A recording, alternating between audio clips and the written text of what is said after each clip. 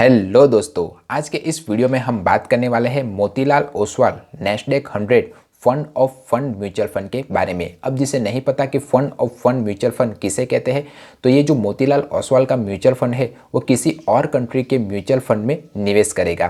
तो इस केस में वो जिस म्यूचुअल फंड के इंडेक्स में निवेश करेगा वो है नैस्डैक 100 इंडेक्स। अगर आप भी किसी फॉरेन स्टॉक में निवेश करना चाहते हो म्यूचुअल फंड के थ्रू, तो इस तरह के fund of fund mutual fund में आप निवेश कर सकते हो।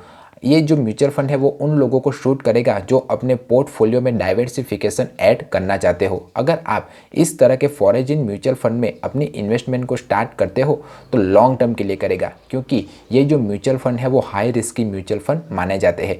तो जो मनी पर आप रिस्क ले सको उसी मनी को इस फॉरेजिनल टाइप के म्यूचुअल फंड में आप निवेश करिएगा। और निवेश करने से पहले अपने फंड मैनेजर या फंड एडवाइज़र की सलाह ज़रूर ले लीजिएगा।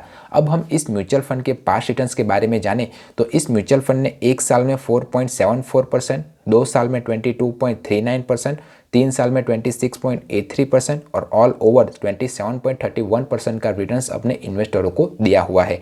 आप जो यहाँ पर कैटेगरी एवरेज देख रहे हो वो ये बताता है कि इसी तरह के दूसरे fund of fund mutual fund की तुलना में इस म्यूचुअल फंड ने कैसा परफॉर्मेंस किया हुआ है। तो इस म्यूचुअल फंड ने 1 साल में तो अपने कैटेगरी एवरेज को बीट नहीं किया हुआ है, पर 2 साल और 3 साल में इसने अपने कैटेगरी एवरेज को बीट किया हुआ है। तो इससे आप ये सीख सकते हो कि आप जितना ज़्यादा टाइम इस म्यूचुअल फंड में अपने इन्वेस्टमेंट को रखोगे उतना ही ज़्यादा अच्छा रिटर्न्स ये म्यूचुअल फंड आपको लाकर देगा और कंपाउंडिंग इंटरेस्ट का इफेक्ट भी आपको अपने निवेश किए मनी पर देखने को मिलेगा। अब इस म्यूचुअल फंड पर जो टैक्स सिस्टम लगता है वो दूसरे म्यूचुअल फंड की तुलना में थोड़ा अलग टाइप का है।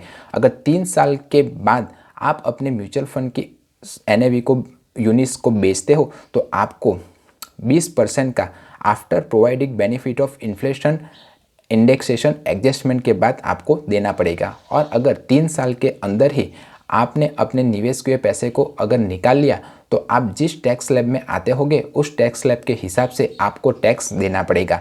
अब हम इस म्यूचुअल फंड की बेसिक डिटेल्स के बारे में जानें तो ये म्यूचुअल फंड 29 नवंबर 2018 को स्टार्ट हुआ था।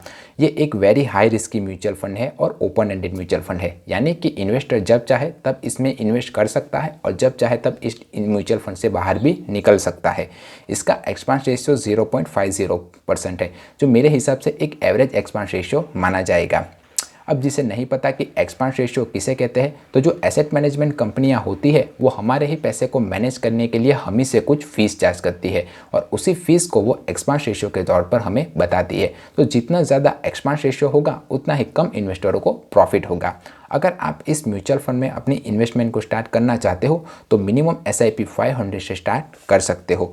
और टॉप सेक्टर जहाँ पर इस म्यूचुअल फंड ने इन्वेस्टरों के पैसे को निवेश किया हुआ है वो है technology sector, consumer sector and service sector.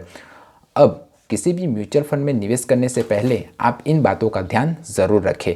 आप हमेशा डायरेक्ट प्लान के थ्रू ही किसी भी म्यूचुअल फंड में निवेश करेंगे। नंबर 2, कभी भी म्यूचुअल फंड के पास्ट रिटर्न्स को देखकर आप म्यूचुअल फंड में निवेश नहीं करेंगे, क्योंकि म्यूचुअल फंड के जो रिटर्न्स होते हैं वो हमेशा चेंज होते रहते हैं। नंबर 3, लॉन्ग टर्म के लिए इन्वेस्ट करेंगे। लॉन्ग टर्म से मेरा मतलब है 5 साल या उससे ज़्यादा के लिए, तभी कंपाउंडिंग इंटरेस्ट का इफेक्ट आपको अपने निवेश किए पैसे पर देखने को मिलेगा। और आखिरी बात, हमेशा अपने फंड मैनेजर या फंड एडवाइज़र की सलाह ज़रूर लेंगे। आपको ये वीडियो कैसा लगा? अगर म्यूचुअल फंड से रिलेटेड या फाइनेंशियल सर्विस से रिलेटेड कोई और क्वेश्चन या क्वेरी हो तो मुझे कमेंट ज़रूर करिएगा। मेरा वीडियो पसंद आया है तो वीडियो को लाइक कीजिए और चैनल को सब्सक्राइब कीजिए। मिलते हैं अगले वीडियो में, तब तक सीखते रहिए, क्योंकि सीखोगे आज तो कमाओगे कल। जय हिंद।